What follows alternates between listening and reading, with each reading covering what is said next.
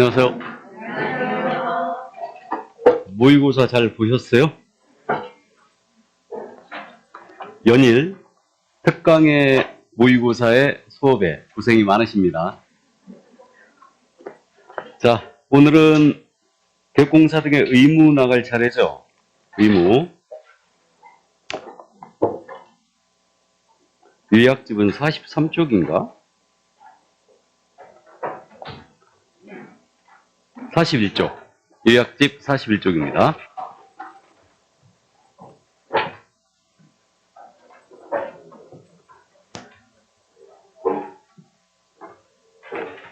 자, 이 개공 등의 의무에 대한 부분은 출제 비중이 일단 4개입니다. 그래서 확인 설명, 거래 계약서, 그리고 금지행위, 손해배상과 보증 설정, 이 부분. 자, 그러면 요 기본 윤리에 관한 의무인데 이 부분은 출제는 잘 안 합니다. 누가 부담하느냐 이 정도만 주의하면 될 것 같은데, 우리 개업공과 소공입니다. 개업공사와 소속공인회사는 전문 직업으로서 품위를 지켜야 되고 신의 성실로서 공정하게 중개할 의무가 있어요. 그래서 이 두 가지 의무에 대해서는 개공과 소공이 부담하는 의무라는 거. 개공과 소공이 부담하는 의무입니다. 이 정도 이해하시고요. 그럼 품위 유지와 신의 성실 공정중개 의무입니다. 이것은 중개보증원은 부여되어 있지 않습니다. 이렇게 이해하시면 되고, 자, 그러면 개공의 가장 기본적이고 본래적인 의무를 골라라. 그러면 이거는 신의 성실에 대한 공정중개 의무를 둘 수 있어요. 신의 성실 원칙이 전반적인 사법관계를 지배하는 대원칙이거든요. 자, 그래서 그 정도 참고하시고요. 그 다음에 선량한 관리자의 의무가 있는데 이곳은 명문이 있는 게 아니에요. 그래서 명문이 있는 게 아니고 판례와 학설에 의하여 인정되는 의무예요. 왜 그러냐면 우리 부동산 중개계약은 민법상 계약 중에 위임과 유사하다는 겁니다. 그래서 위임은 사무처리 계약을 말하는데 위임에 있어서 이제 사무처리하는 자, 이 자가 수임인이거든요. 수임인은 선량한 관리자의 주의를 가지고 업무를 처리하는 의무가 있어요. 그렇기 때문에 개공이 우리 부동산 중개계약이 민법상 위임과 유사하기 때문에 이러한 의무가 있다는 겁니다. 그래서 이건 명문이 있는 게 아니고 학설과 판례에 의하여 인정된 의무이다. 그럼 선관주의라고 이걸 줄여서 부르는데 선관주의 정도가 어디까지냐? 이 문제는 이 정도만 이해하시면 돼요. 갑이란 자가 A에게 이 아파트 팔아달라고 중개 의뢰합니다. 그럼 이 자가 진정 소유자인지 확인해야 되죠. 그럼 우리 소유자 확인 방법에서 선관주의가 나타나는데 일단은 등기상 증명서 때 보고요. 그 다음에 이 자에게 주민증 달라게 되죠. 여기까지만 하면 선관주의로 다 한 것이라 볼 수 없다. 개공은 전문 직업인으로서 이 자가 알지 못하는 자인 경우는 등기 권리증이나 판문 등을 통하여 더 조사할 필요가 있다는 거죠. 여기까지 조사해야지만 선관주의라 볼 수 있다는 거예요. 참고만 해주시고. 자, 그러면 이제 29조 제2항 비밀준수물로 갑니다. 그럼 이 비밀준수물은 전문 직업인들은 다 갖고 있는데요. 이거 적용 대상이 일단은 개공 등이라는 거죠. 그래서 개공 등이라는 표현은 개업공인회사, 소속공사, 중개보전법인의 임원사원들을 다 말하고, 그래서 중개업종사 전체는 업무상 알게 된 비밀을 누설하면 안 됩니다. 다만 이 법 및 다른 법률에 특별한 규정이 있는 경우는 제외한다고 했어요. 그래서 반드시 지킬 의무는 아니라는 거. 그래서 만약에 확인 설명할 의무와 비밀을 지킬 의무가 서로 충돌했잖아요. 그럼 이때는 비밀 준수가 먼저예요. 그래서 그런 예외가 있다는 것만 이해하시고, 준수기한은 업무를 떠난 후까지예요. 그래서 한 번 알게 된 비밀은 무덤에 갖고 가셔야 됩니다. 그래서 이제 죽을 때까지 지켜드립니다. 그리고 비밀 준수물 위반하면 1년 이하의 징역 또는 1,000만 원의 벌금이죠. 그래서 1-1 이양사칭 표정 시비 금지 B 비밀 누설죄 1-1. 근데 이거는 반의사 불벌죄라는 거 기억하고 있죠? 반의사 불벌죄란 말은 피해자의 명시한 의사에 반하여 처벌할 수 없는 범죄예요. 그러니까 비밀 누설당한 피해자가 나는 개공 등이 반성을 하고 있으므로 처벌을 원치 않는다라는 의사 표시하면 처벌을 못하게 된다. 자, 그래서 그 정도 이해하시고요. 그러면 비밀 누설당한 피해자가 가만히 있으면 처벌한다고 안 한다고? 가만히 있으면 처벌한다고 그랬어요. 명시적으로 처벌을 말아달라고 했을 때만 처벌 못하는 거예요. 가만히 있으면 처벌하는 겁니다. 자, 그러면 그 정도 이해하시고 이제 본론으로 가서 금지행위로 들어갑니다. 이 금지행위는 금지행위에 해당하느냐 안 하느냐가 좋다 계시요. 그래서 금지행위 구조를 조금 이해해 두셔야 되는데 우리 법 33조거든요. 33조 제1항이에요. 이건 개공 등의 금지행위예요. 그래서 개업공사 등은 다음 각호의 행위를 하여서는 아니 된다. 이렇게 돼 있어요. 그래서 중개업 종사자 전체는 33조 1항 금지행위를 해서는 안 됩니다. 그 다음에 33조 제2항은요. 이건 개공 등에 대한 금지행위예요. 누구든지 시세에 부당한 영향을 주는 목적으로 다음 각호의 행위를 하여서는 아야 된다 그랬어요. 그래서 33조 제2항 요것은 일반인에게도 적용이 된다라고 이해되고 있습니다. 이거. 그래서 구조가 일단 이렇게 돼 있고요. 그러면 우리 33조 제1항에 있는 금지행위 두 음자를 따서 함기했어요. 그러면 33조 제1항에는 개공 등의 금지행위인데 일단 매, 무, 수, 거, 증, 지, 후, 시, 단 이렇게 함기했어요. 그래서 매매업 무등록업자와의 거래, 보수 초과, 거짓된 언행으로 판단을 지켰을 때, 다음에 증서 중개 매매업했을 때, 직접 거래 쌍방됐을 때, 투기 조장 행위했을 때, 시세 교란 행위했을 때, 단체 구성하여 중개 제한을 했을 때. 그래서 요게 바로 이제 33조 1항에 있는 개공 등의 금지행위예요. 근데 여기 33조 제2항 있지 않습니까? 누구든지 다음 각호의 행위를 해서 개공의 업무를 방해하면 안 된다고 했는데 그거는 우리가 도움자를 유가, 강제, 방해로 암기했어요. 그러면 이거 특정 경우에 대한 중개 의뢰를 유도했다든가 특정 가격 이하로 중개 의뢰하지 않도록 했다든가 시세보다 현저하게 높게 표시 광고하도록 강요를 했다든가 특정 경우에 대한 중개 의뢰를 제한을 했다든가 다음에 정당한 개공의 표시 광고 행위를 방해를 했어요. 그러면 여기 바로 유가강제 방해인데 이렇게 두 음자 따고 암기한 이유가 처벌 때문에 그러는 거죠. 처벌. 그러면 매무수거 증직 투시단에 개공이 걸렸어요. 개공이 걸리면 행정처분으로서는 의무적 등록 취소요. 임취고 소공이 만약에 이 9가지 중에 한 가지를 했다. 소공은 자격, 정지, 제재 기억하시고 매무수거에 걸리면 몇 년이에요? 1-1이고 증직 투시단에 걸리면 3-3입니다. 유가강제 방해는 3-3이죠. 여기까지. 자, 그러면 여기서 말이에요. 부동산 거래일서 교란행위는 지금 우리 문제집 순서에 따르게 되면 아직 안 나오는데 이 중에 부동산 거래일서 교란행위로 분류되어 있는 게 있죠. 요 14가지 중에 시단, 다음에 유가강제방해죠. 요것은 부동산 거래일서 교란행위로 분류해놨고 이 교란행위 한 자를 신고 고발을 했거든요. 그럼 포상금을 지급하는 거죠. 포상금 누가 줍니까?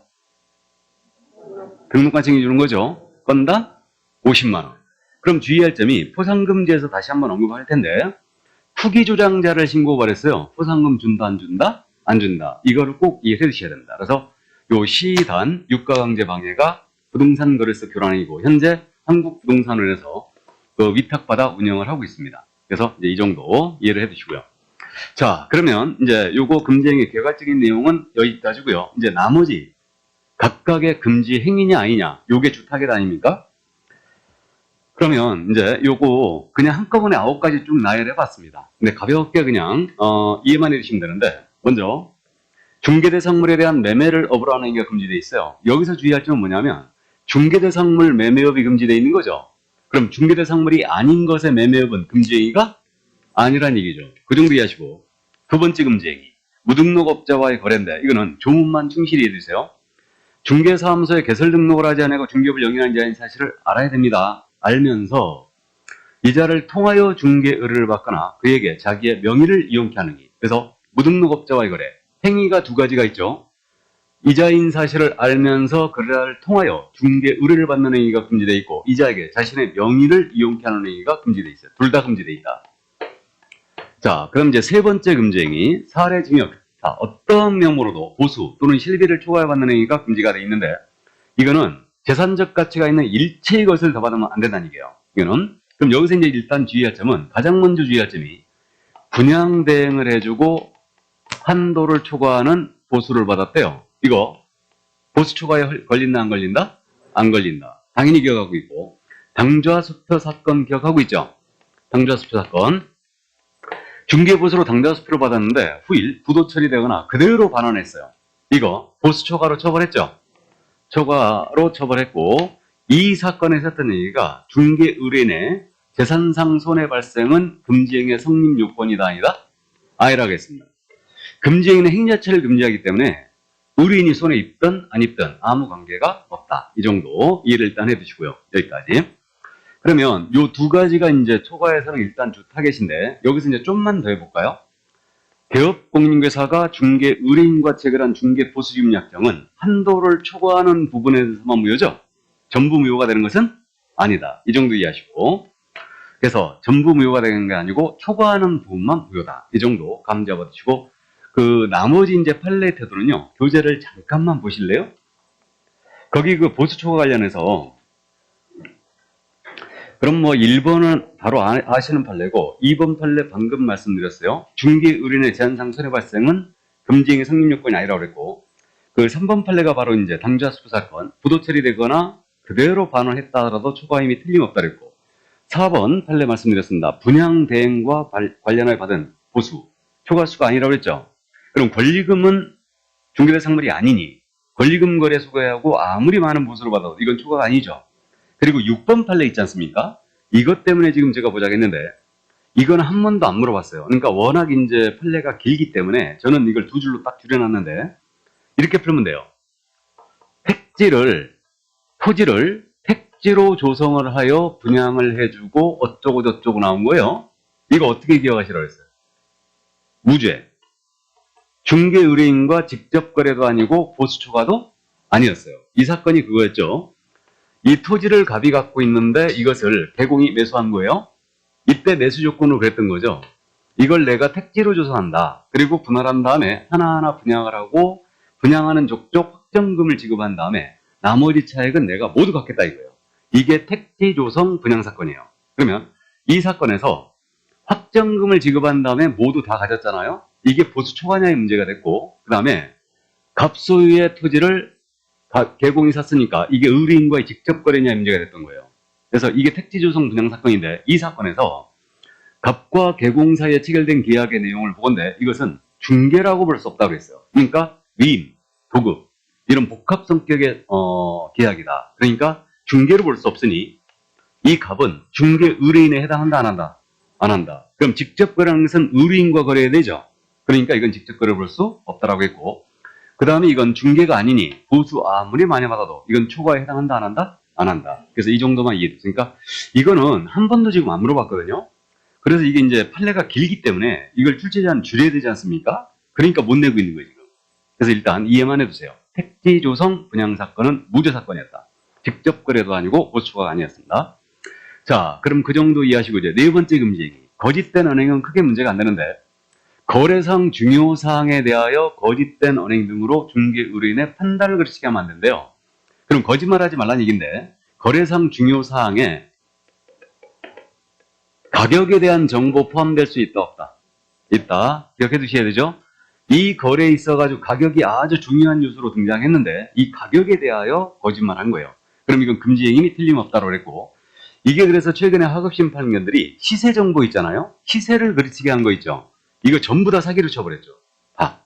거짓된 언행이라는 얘기예요. 그래서 거래상 중요사항이 될 수 있다는 얘기입니다. 그래서 이 정도 이해해 두시고, 그럼 중개 의뢰인의 손해 발생은 금지행위 성립 요건이 아니라는 거 이미 말씀드렸습니다. 거짓말하게 되면 일반적으로 손해볼 것이 거의 분명한데 의뢰인의 손해 발생은 금지행위 성립 요건이 아니다. 이 정도 이해하시고, 나머진 케이스 바이 케이스. 소송 제기된 사실을 숨겼다. 그리고 거래시켰어요. 금지행위 맞죠? 거짓된 언행이고, 개발 계획이 없음에도 불구하고 있는 것처럼 고지할 거래시키는 금지행위 맞죠? 이거고, 또 거래가 한산해지면서 살려는 사람도 없는데 이 토지 사면 고가로 다시 되팔 수 있다라고 기망하여 거래시키는 행위. 거짓된 언행 맞죠? 또 매도인과 개공이 짰어요. 매도인과 짜고 매수인에게 아주 고가로 팔아치우고 그 차액을 반분하게 나눠받았습니다. 거짓된 언행 기억나시죠? 읽어보면 당연히 금지행위처럼 보입니다. 그래서 여기까지가 바로 1-1이었어요. 매무수거. 지금부터 이제 모두 3년입니다. 그러면 증서, 중개, 매매업이 5번째죠. 그래서 관계법령에서 양도, 알선 등이 금지된 부동산의 분양, 임대 등 관련 증서예요. 이 증서 등에 대하여 중개를 해서도 안 되고 매매업을 해서도 안 돼요. 그러니까 한 번 증서에 대해 중개해도 금지행위예요. 여러 번 해도 금지행위가 되는 거고, 사고 팔고 업을 해도 금지행위다. 그럼 여기서 키포인트는 증서가 과연 뭐냐? 이게 문제인데, 여기에 해당하는 증서가 그 입주자 저축 증서가 있죠. 이걸 뭐라 부른다고요? 청약통자. 그러니까 입주자 저축 증서, 나아가 주택 상환 사채, 그다음에 건물 철거 예정 증명서, 그다음에 무허가 건물 확인서, 이주택 대상자 지위 확인서, 이런 것들. 이른바 이게 증서가 뭐라고요? 바로 딱지다. 그럼 이 딱지에 대하여 중개해서도 안 되고 매매를 업으로 해서도 안 된다. 그래서 이제 요 증서가 뭐냐가 바로 키포인트고, 여기서 말하는 증서에 분양권 들어갑니까? 안 들어갑니까? 안 들어간다고 했어요. 이거는 중개선물이었고, 상가 분양계약서를 둘이 사고 팔았거든요. 이게 증서냐의 문제가 됐는데, 상가 분양계약서는 상가의 매매계약서에 불과할 뿐이라고 했죠. 그러니까 이건 증서에 해당하지 않는다. 여기까지 판례해 두시고. 자, 그 다음에 이제 6번째 금지행위로 중개의뢰인과 직접 거래하거나 거래 당사자 쌍방을 대리하는 게 금지되어 있어요. 그러면 직접 거래 개념은 이거였습니다. 중개를 의뢰한 자란 점이 전제가 돼야 돼요. 의뢰인이어야 되고, 이 의뢰인과 개공 등께서 중개 대상 물에 관하여 거래를 했다. 그럼 이게 직접 거래예요.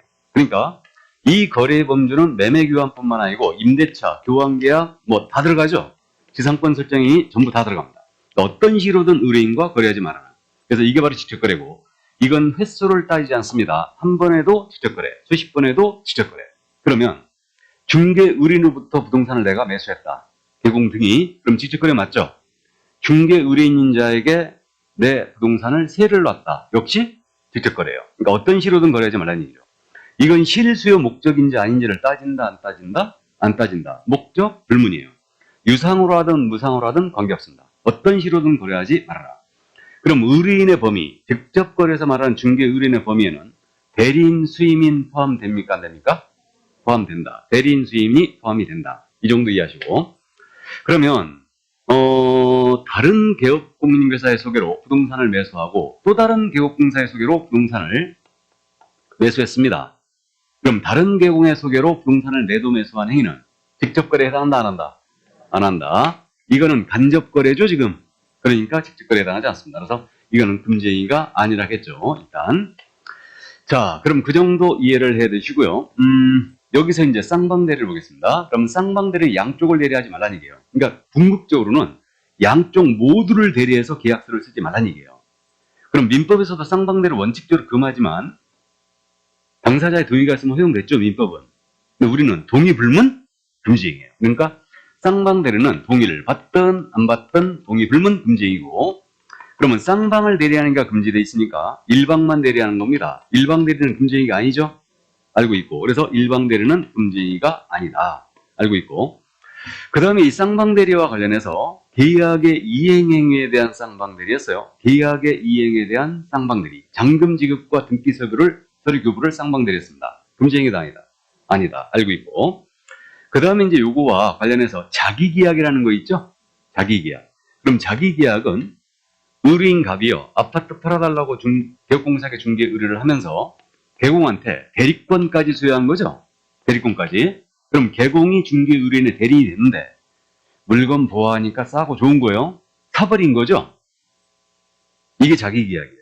그러니까 대리인의 신분을 가진 자가 거래 상대방의 지위를 겸하는 거 아니에요. 이게 바로 자기계약입니다. 그럼 자기계약 민법상 원칙적으로 금하지만 당사자의 동의가 있으면 허용됐잖아요. 우리는 무조건 금지행위예요. 이 자기계약은 어디에 걸린 거예요? 직접 거래에 걸린 겁니다. 그러니까 이거 아닙니까? 자기계약은 의뢰인으로부터 대리권을 수여받은 개공이 그 부동산을 매수한 거죠. 그러니까 매도 의뢰인으로부터 대리권 수여받고 그 부동산을 매수한 행위, 이건 자기계약이에요? 직접 거래가 맞습니다. 의뢰인 소유 부동산 궁극적으로 매수한 거니까. 그런데 매도 의뢰인으로부터 대리권 수여받고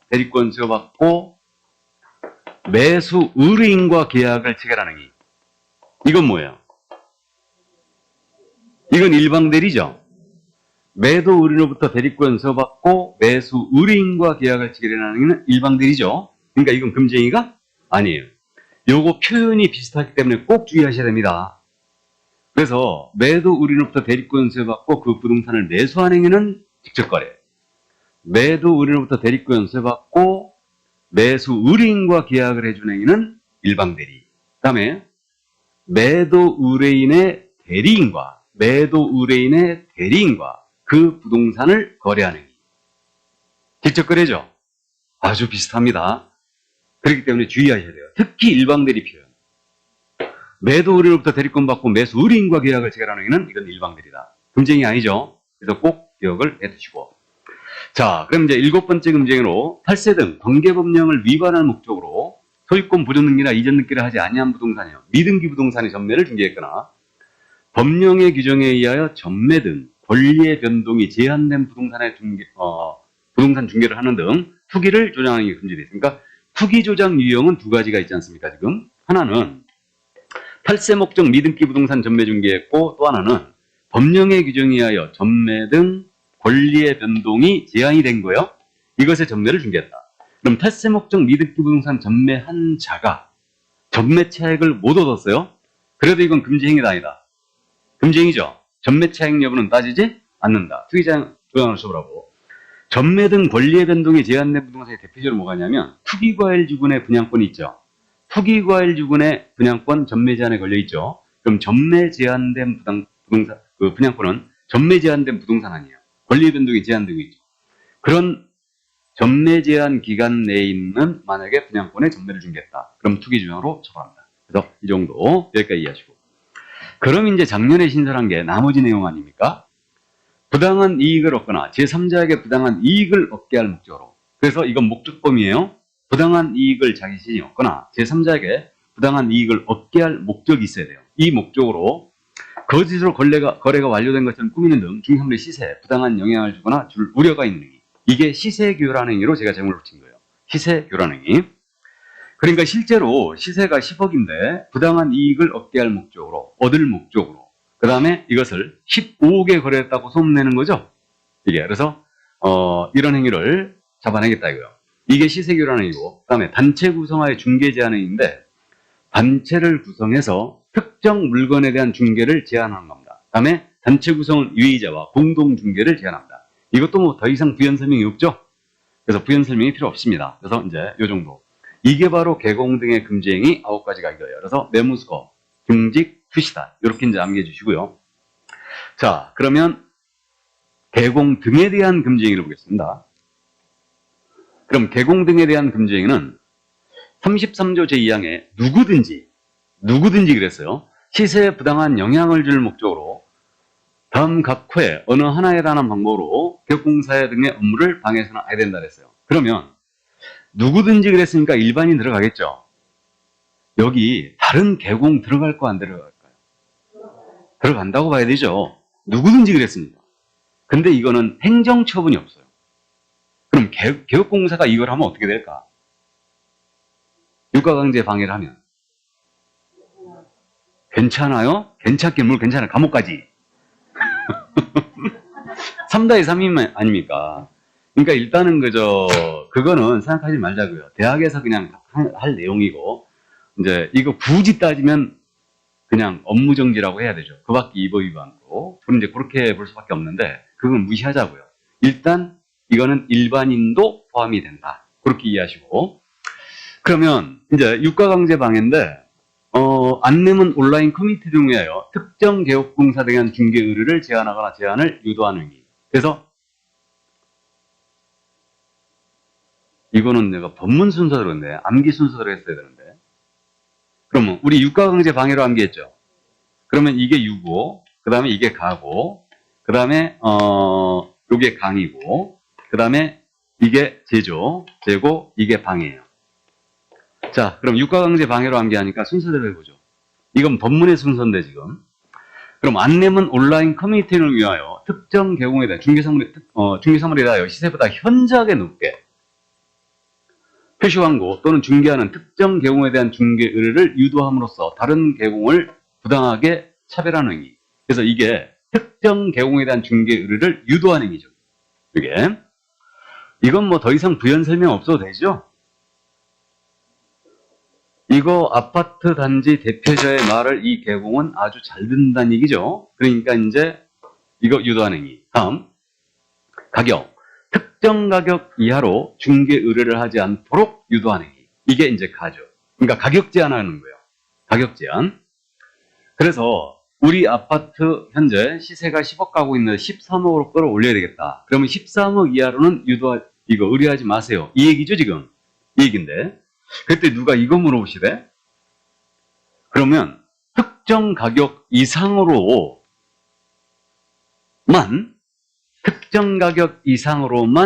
중개를 의뢰하도록 유도하는 행위는 금지 행위입니까? 아닙니까? 라고 물어보는 거예요. 금지행위일까 아닐까? 금지행위로 봐야 되겠죠? 좋습니다. 근데 이거는 시험에 낼 일이 없으니까 나도 모릅니다. 그냥 그러고 말버렸는데 이게 지금 현재 특정 가격 이하로는 중개 의뢰하지 않도록 했죠, 지금. 그럼 특정 가격 이상으로만 중개 의뢰 유도한다면 지금 이거 반대로 표현한 거죠. 그러니까 이건 부정이고 이건 긍정이죠, 지금. 그러니까 같은 표현이죠. 이해되십니까? 근데 시험에서는 이렇게 안 내요. 위험하니까. 그러니까 그대로 낼 거예요. 그러니까 특정 가격 이하로만 중개 의뢰하지 않도록 유도하는 행위가 금지예요. 자, 그 다음에 이제 세 번째로 강요. 그러니까 시세보다 현저하게 높게 표시 광고하도록 강요하거나 대가를 약속하고 그걸 유도하는 거예요. 그래서 시세보다 현저하게 높게 광고 나가도록 강요를 한다. 그러면 이제 세 번째. 네 번째, 특정 계공에 대한 중개 의뢰를 제한합니다. 저 한민우 전업은 승질이 들어오니까 저기다는 의뢰하지 마세요. 그 얘기죠, 지금. 그러니까 이건 뭔 얘기인지 알아요.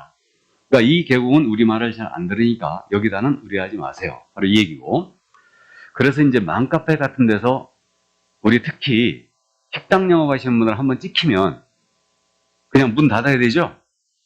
그래가지고 그 횡포를 일부 지역에서 이제 부린 데가 있는 모양인데 어쨌든 좋습니다. 자, 그 다음에 이제 마지막으로 계공의 정당한 표시 광고 행위를 방해하는 거예요. 그러니까 이제 시세가 현재 10억으로 가고 있는데 13억으로 끌어올려야 되겠거든요. 근데 말을 안 듣고 계공이 자꾸 10억에 광고 나가는 거야. 그러면 광고업체에다가 우리 대표자에서 전화해가지고 이거 허위 광고다라고 신고해버린다고 그랬죠? 신고합니다. 그렇기 때문에 정당한 표시 광고 행위를 방해하는 거예요. 예, 그래서 이것도 이제 금지행위다. 그래서 이게 바로 유가강제 방해였다. 그러면 지금 시단 유가강제 방해 이 행위를 한 자를 신고하라면 포상금 준다고 그랬어요. 됐죠? 그러니까 신고센터에 신고 고발을 해도 됩니다. 부동산 거래소 교란행위 신고센터에 여기까지. 자, 그래서 지금 이 거래소 교란행위 미리 한번 보고 가죠. 미리 보고 갑니다. 부동산 거래소 교란행위인데 우리 문제집은 지금 이 부분이 저 뒤에 문제가 실려 있어요. 저 뒤에. 자, 그러면 부동산 거래소 교란행위 이게 바로 부동산 거래소 교란행위라는 거죠. 누가 문제집에서 그렇게 냈나 봐, 문제를. 그래갖고 이제 제 친한 중개사 선생님이 전화 온 거예요. 야, 다음 중 부동산 거래소 교란행위가 아닌 것을 골라라. 이렇게 문제를 냈대. 교란행위가 아닌 것. 그래가지고 정답이 투기조장으로 낸 거예요. 미등기 부동산 전매중개함으로써 투기를 조장하는 행위. 이렇게 낸 거예요. 정답을. 이게 정답은 맞죠? 여러분들 이렇게 푸시죠? 근데 이 친구가 엄청 비판을 하는 거야.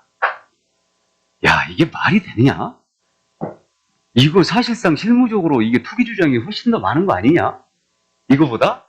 그러면 이거는 교란행위니까 처벌 대상이고 이건 처벌 대상 아니고 교란행위가 아니고 넓은 의미에서 보면 거래소 교란행위 아니냐? 그래갖고 네 말에 수긍을 나도 충분히 한다. 분명히 수긍을 나도 하는데 우리 대학 강의 아니라고 네가 누차 얘기했잖아. 응? 그러니까 있는 대로 가자. 더군다나 위험성이 있는 게 그걸 갖다가 그렇게 강의할 수는 없다. 왜 그러냐면 포상금지에서 이 부분만 포상금을 주겠다고 했으니까 투기장을 안 주자고 했잖냐. 그러니까 그렇네. 너 그냥 풀어줘야 되겠구나. 그렇다. 이 문제는 우리 문제집에 아예 안 실려 있죠. 그러니까 사실 부동산 거래소 교란행위라는 게 그거예요. 시세를 건드리는 걸 잡겠다는 얘기예요. 시세. 그걸로 해놓은 거지. 그래서 이제 두음자 따서 시단 유가강제 방해로 암기를 하지만 그러면 자, 이 부분을 잡기 위해서 우리 국토교통부 장관은 요거 신고센터를 설치 운영할 수 있다 그랬어요. 국토부 장관이. 그럼 이자가 지금 현재 설치 운영할 수 있다 해놓고 이걸 한국부동산원에다 위탁한다 그랬어요. 그래갖고 신고센터 업무를 한국부동산원에서 위탁 운영을 하고 있습니다. 그래서 이 부동산 거래소 교란행위는 모니터링과 달리 이자가 주체라는 걸 감 잡고 있어야 되죠. 그러면 부동산 거래소 교란행위를 이렇게 규정을 두고 요 사항에 대하여 신고센터에서 신고를 받는 거예요. 그럼 받을 때 이거를 서면으로 받는 겁니다. 이거 구두로 받으면 안 되죠. 왜 그러냐면 3-3에 걸리는 행위예요, 이거는. 그러니까 형사처벌이 뒤따르기 때문에 서면으로 받겠다 이거죠. 근데 신고한 내용이 허위임이 명백합니다. 그러면 국토부 장관의 승인을 받아서 직권으로다가 승인을 받아서 여기서 종결 처리해버릴 수 있어요. 신고센터에서. 국토부 장관의 승인이 있어야 됩니다. 자체적으로 종결 처리할 수는 없고요. 이자의 승인이 있어야 돼요. 허위임이 명백하면. 자, 이렇게 되고요. 그럼 이제 신고를 받았잖아요. 그러면 관계 시도의사 등록관청에다가 조사 및 조치를 요구해야 한다예요. 요구해야 한다.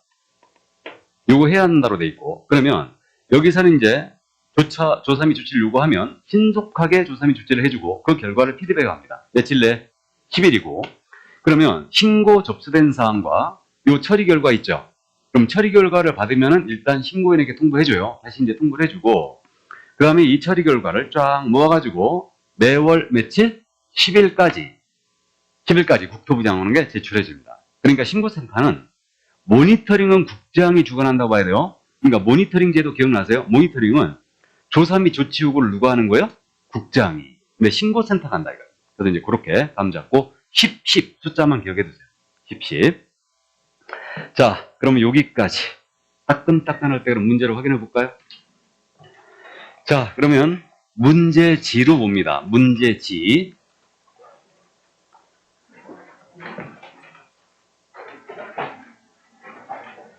(1번) 문제. 공인인사법상 비밀준수에 관한 설명 중 옳은 것은 몇 개인가?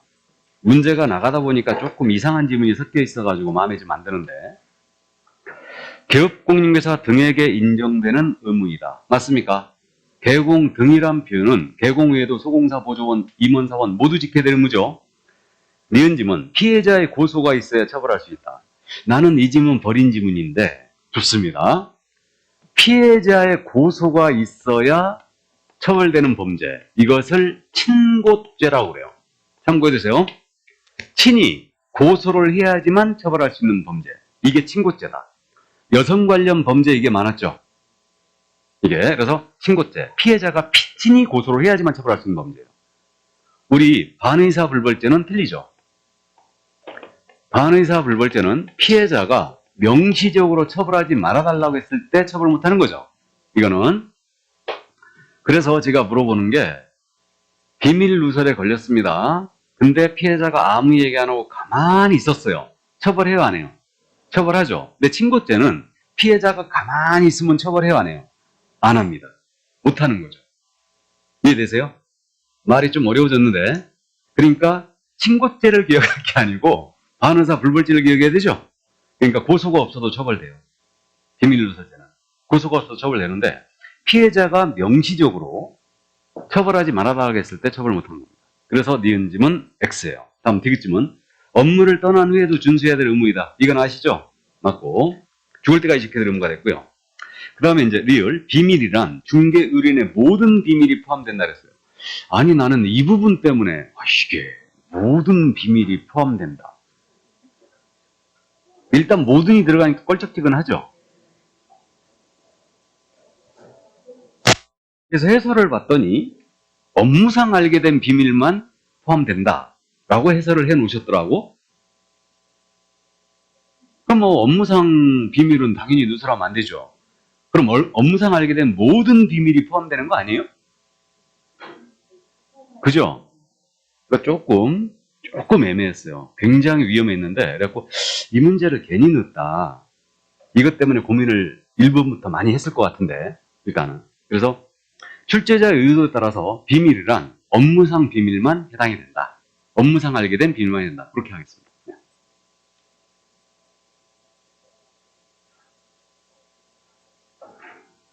그렇다고 AC 하면 돼, 안 돼? 그래서 어쨌든 참고하시고, 자, 리을. 비밀이란, 리음. 비밀을 누설하면 징역형 또는 벌금형에 처한다. 맞죠? 이건 1-1이고. 비읍. 중개사 상물의 중대한 하자는 중개 의뢰인과의 관계에서 비밀에 해당하지 않는다. 물건에 대한 중대한 하자. 이건 고지해야 되죠. 그러니까 고지 의무와 비밀 지킬 의무가 충돌하면 이거는 고지 의무가 먼저거든요. 그래서 비밀에 해당하지 않습니다. 그럼 맞죠? 그럼 몇 개? 4개. 더군다나 몇 개냐 했기 때문에 이게 더 어려웠습니다. 어제 모의고사에서도 몇 개가 많았죠.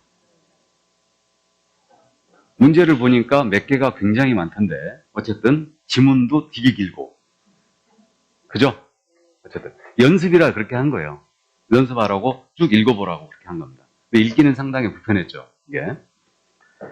자, 그래서 정답 4개로 처리합니다. 자, 2번 내려갑니다. 참고하시고요. 1번 문제는 금지행에 대한 설명 중 틀린 것은 1번입니다. 금지행위 법제 33조 제1항은 개업공사뿐만 아니라 법인의 사원 임원, 소공사, 중개보조원에도 적용된다. 맞죠? 2번 질문. 누구든지 시세에 부당한 영향을 줄 목적으로 금지행위 법제 33조 제2항을 함으로써 개업공사 등의 업무를 방해하면 안 되죠?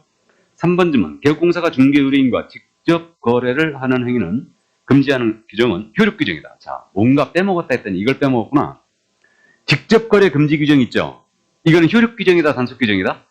단속 규정이다. 이 얘기는 갑으로부터 우리 개공이 부동산을 매수했어요. 그러면 이 매매 계약 자체가 무효가 되는 건 아니라는 얘기죠.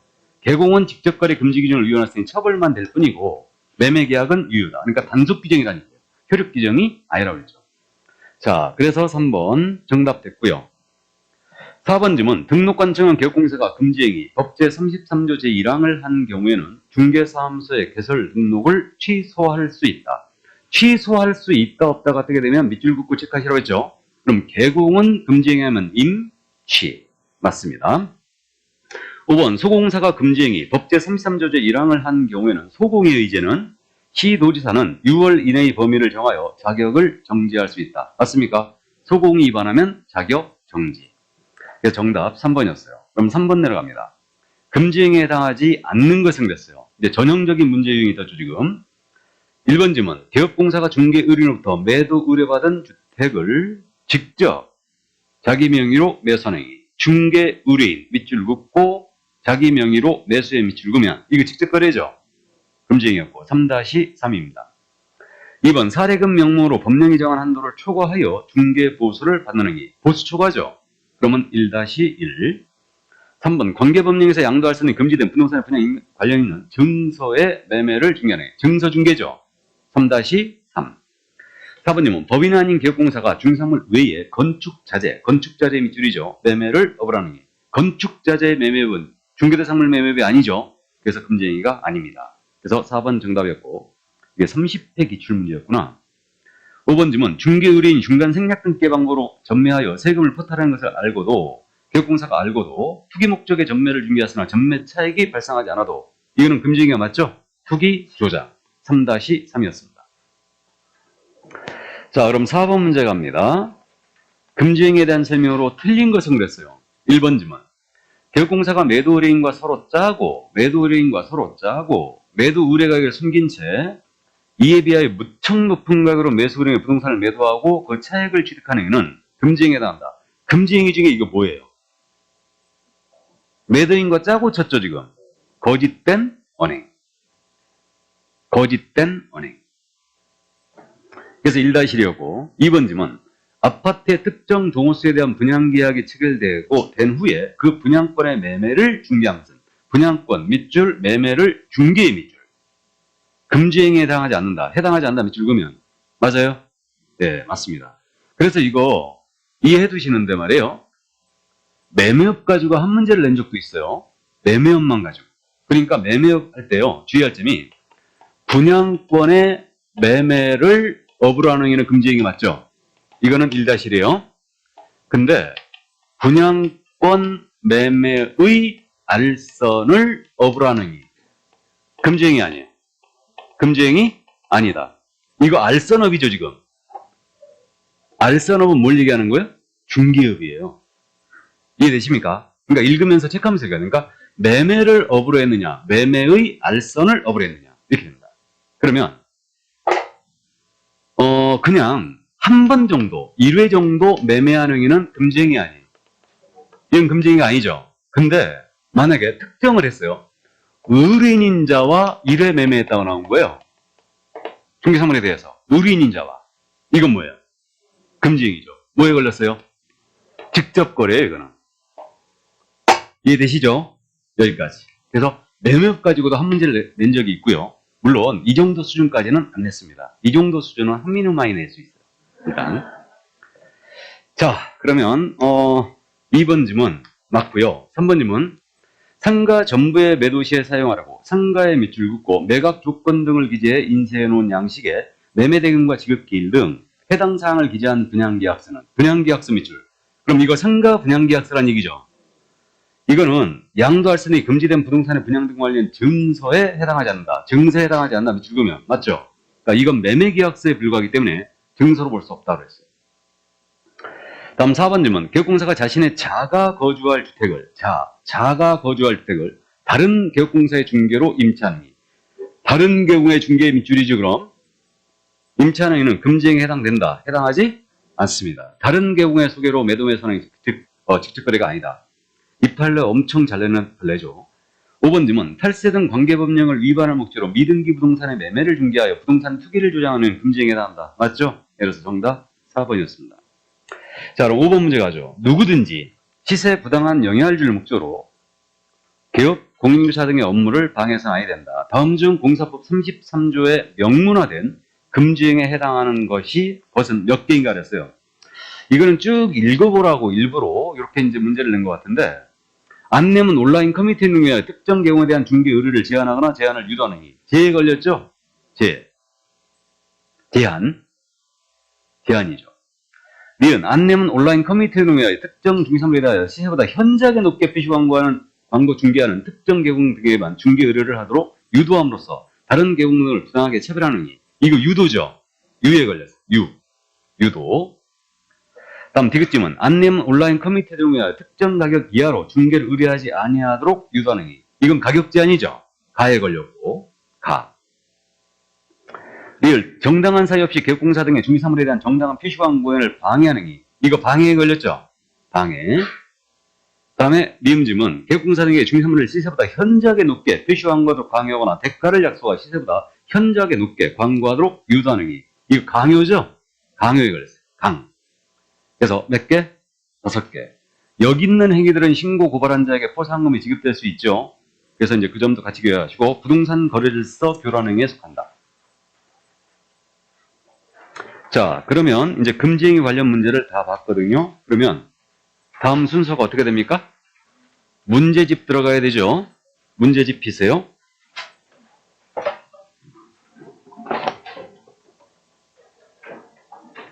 문제집 78쪽.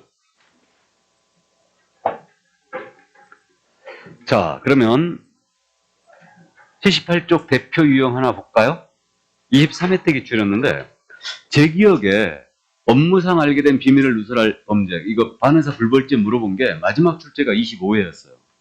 한 문제로 낸 게 아니고 지문으로 쫙 물어봤습니다. 그러니까 비밀 누설 때는 반의사 불벌죄에 해당한다. 피해자의 명시한 의사에 반하여 처벌할 수 없는 범죄에 해당한다. 이렇게 물어본 적이 있습니다.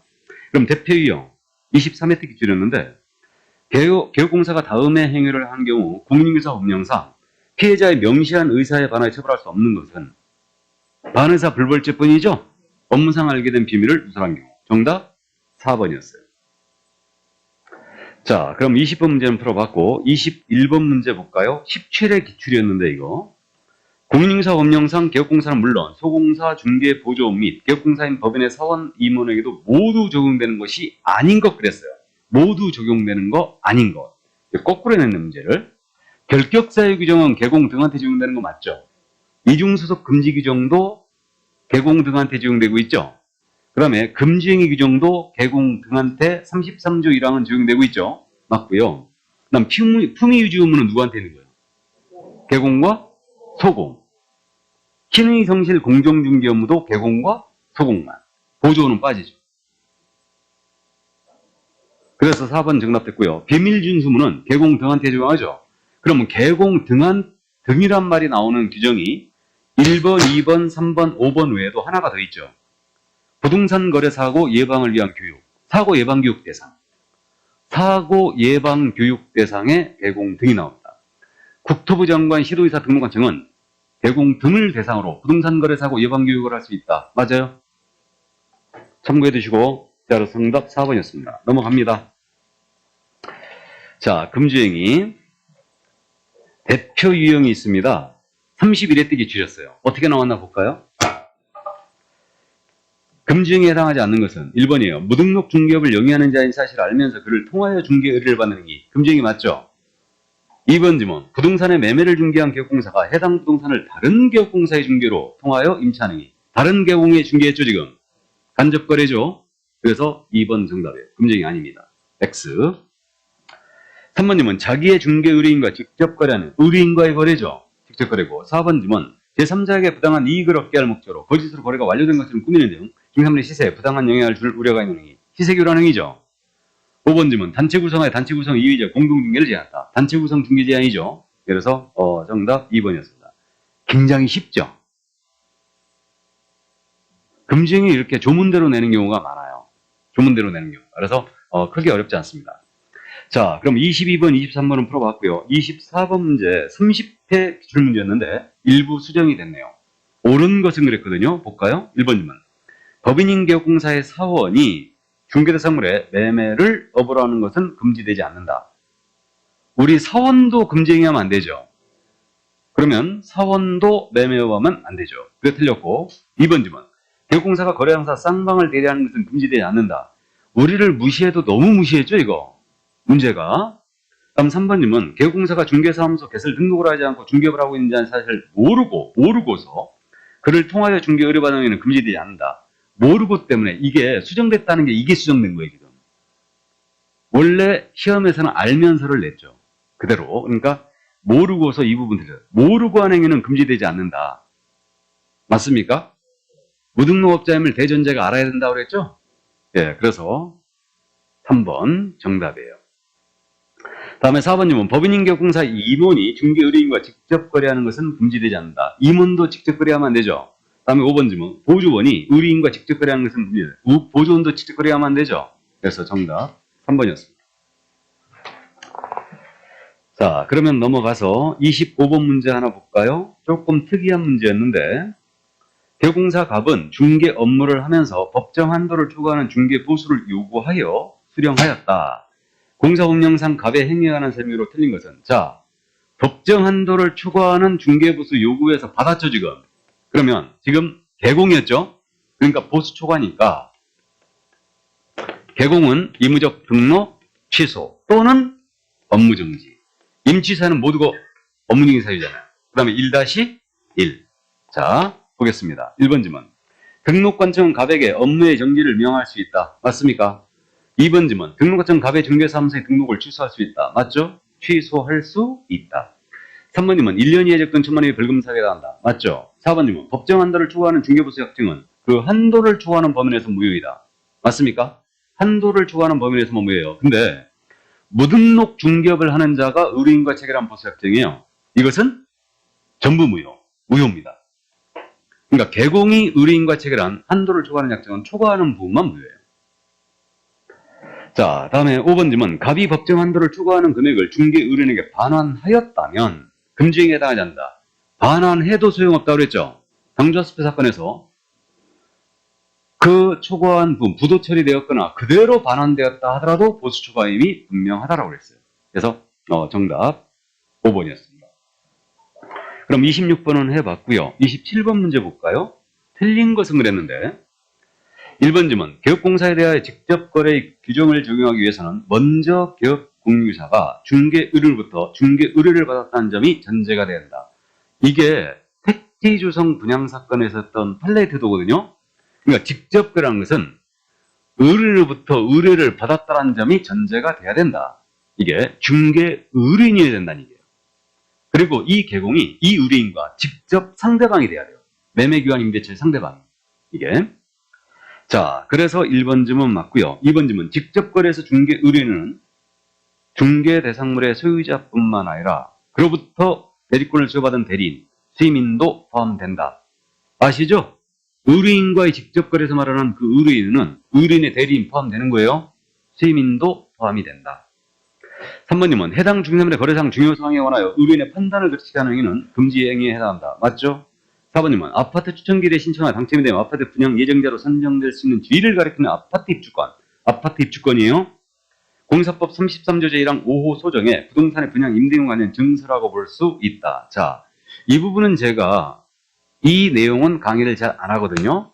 근데 증서 중개 매매업 하지 말라고 했잖아요. 그럼 이 증서가 뭐냐를 항상 저는 강의할 때 입주자 저축증서, 주택상환사채, 철거 예정자 확인서, 이주대책 대상자 지위 확인서 이런 것들 얘기했죠. 재개발 입주권을 잘 얘기를 안 해요. 제가 일부러. 근데 재가불의 입주권은 바로 딱지의 대표주자예요. 그러니까 참고하세요. 4번 질문 맞습니다. 증서로 볼 수 있어요. 이건 중개대상물 아니죠? 지금 요대로 나오면 중개대상물 아니라고 하시라고 했잖아요. 예외적으로 입주권이 되는 경우가 나왔다고 그랬는데 당첨이 되면 아파트의 분양 예정자로 선정될 수 있는 지위 특정되지 않았죠. 어느 집에 들어갈지. 그럼 이것은 여기서 말하는 증서라고 볼 수 있다고 했는데 정확하게 얘기하면 양도가 금지된 재개발 입주권 그랬어야 돼요. 그랬으면 정확하게 내 증서라고 인정해 주겠는데 어쨌든 표현이 좀 그랬는데 맞는 걸로 하겠습니다. 그냥. 자, 그러면 5번 질문. 중개의뢰인과의 직접거래를 금지하는 규정에서 직접거래는 매매계약은 포함되지만 교환계약이나 임대차계약은 포함되지 아니한다. OX. X죠. 거래는 매매 등 교환이든 지상권 설정계약이든 저당권 설정계약이든 모두 포함이죠. 그래서 정답 5번이었습니다. 그럼 28번은 해봤고요. 29번 보실까요? 29번. 금지행위에 관한 설명으로 틀린 것을 그랬는데 1번 질문이에요. 주택이나 상가의 분양대행과 관련해 교부받은 금원은 공사법 제33조 제1항 제3호에 의하여 초과 수수가 금지되는 금원에 해당하지 아니한다. OX. O. 이거 꼭 주의하세요. 분양대행의 밑줄이고 초과 수수가 금지되는 금원에 해당하지 아니한다. 해당되지 아니한다의 밑줄이죠. 그러니까 분양대행을 보고 그러니까 이런 식의 지문. 그러니까 시험에서 실제로 그렇게 낸 적이 있는데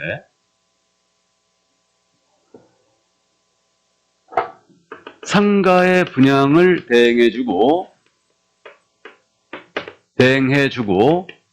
상가에 대한 중개보수의 한도를 초과하여 받은 행위. 금지행위 아니에요. 아니죠. 그러니까 뒷부분만 보고 이거 한도 초과다 그러면 안 돼요. 분양대행이었죠. 자, 2번 질문. 개업공사 갑이 개업공사 을과 공동으로 의뢰 매도 의뢰인 B 소유의 택지를 구입한 경우 개업공사 갑은 금지행위에 해당한다. 자, 지금 의뢰 매도 의뢰인 B죠. 그러니까 개공 갑이었고 개공 을이었는데 의뢰 의뢰인 B 소유의 주택을 공동 매수했죠. 갑이라고 그랬죠, 지금. 갑은 직접 거래 아니죠. 자기 의뢰인이 아니니까. 장난쳤습니다.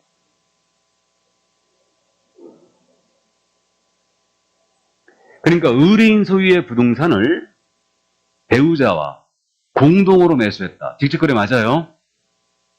그러니까 이 얘기입니다. 의뢰인 B가 내놓은 부동산을 갑이 본인의 배우자 하고 공동 매수했어요. 그럼 직접거래 맞죠, 이거? 개공은 직접거래예요. 이해되십니까? 의뢰인 소유 부동산을 매수했으니까 공동 매수해도. 근데 이 문제는 그게 아니고 지금 장난친 거예요. 갑과 을이 개공이었는데 의뢰인 B. 그럼 을은 직접거래가 맞죠? 근데 갑은 갑 갖고 물어본 거예요. 갑은 금지행위에 해당한다. 아니죠? 틀렸어요. 그리고 여기서 얘기 나왔으니까 배우자의 물건을 중개를 했어요. 이게 직접거래가 아니다. 아니다. 배우자 소유의 물건을 의뢰인에게 팔아주셨어요. 여기서 직접거래? 아닙니다. 그래서 그 점 이해해 주시고.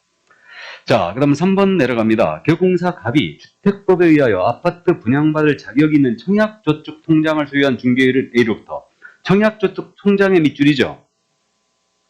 매도 의뢰를 받고 매수 의뢰인 B에게 알선하여 주고 법정 보수를 받은 경우 금지행위에 해당한다. 이거 증서중개죠. 그럼 맞습니까? 예, 그래서 증서중개였어요. 다음에 4번 질문. 개업공사 갑이 A의 대리인 B로부터 개발 제한구역 내 토지를 매도하여 달라는 의뢰를 받고 다른 개업공사 을과 공동으로 그 토지를 매수한 경우 금지행위에 해당한다. 이제 공동매수 나왔죠. 개공갑이 그 의뢰인의 대리인 B로부터 이걸 의뢰를 받고 을과 공동으로 매수했다. 그러면 갑은 직접거래입니다. 그래서 4번 금지행위 맞고요. 5번 질문. 개업공사 갑이 A와 B로부터 중개 의뢰를 받아 중개하던 중 의뢰인 A와 B가 사정에 의하여 출장을 가게 되어 A와 B로부터 대리권을 수여받아 A와 B를 대리하여 매매계약을 체결한 경우 금지행위에 해당한다. 이거 쌍방대리죠. 쌍방대리다. 그러면 115쪽을 잠깐 펴보세요. 부동산 거래일서 교란행위 신고센터가 나오죠. 지금 문제집 115쪽. 왜 갑자기 요약집을 피세요? 지금 문제집 하고 있는데? 문제집 115쪽. 부동산 거래일서 교란행위 신고센터 나오고 있죠, 지금. 문제 보겠습니다. 부동산 거래일서 교란행위 신고센터에 관한 세무로 틀린 것은 1번 국토교통부장관은 부동산 거래일서 교란행위를 방지하기 위하여 부동산 거래일서 교란행위 신고센터를 설치 운영할 수 있다. 국장 설치 운영할 수 있다. 밑줄 쫙쫙 끄면 맞아요. 2번 지문 부동산 거래일서 교란행위 신고센터를 신고하려는 자는 서면 전자문서를 포함하고요. 서면으로 제출해야 된다. 맞습니까? 예, 서면 제출해야 되고 3번 신고센터는 제출받은 신고사항에 대하여 시도지사및 등록관청 등의 조사 및 조치를 요구해야 한다죠. 신고센터는 요구해야 된다. 이렇게 돼 있어요. 요구할 수 있다가 아니에요. 요구해야 된다. 4번님은 조사 및 조치 요구받은 시도지사 및 등록관청 등은 신속하게 조사 및 조치를 완료하고 완료한 날로부터 15일 내에 그 결과를 신고센터에 통보한다. 15일이 아니고 10일이죠. 그래서 4번 정답됐고요. 다음에 5번 질문. 신고센터는 매월 10일까지 직전달의 신고사항 접수 및 처리 결과 등을 국토교통부 장관에게 제출해야 한다. 맞습니까? 매월 10일까지. 맞습니다. 한 문제밖에 없네요. 그래서 여기까지. 그럼 커피 한 잔 먹고 갈까요? 네.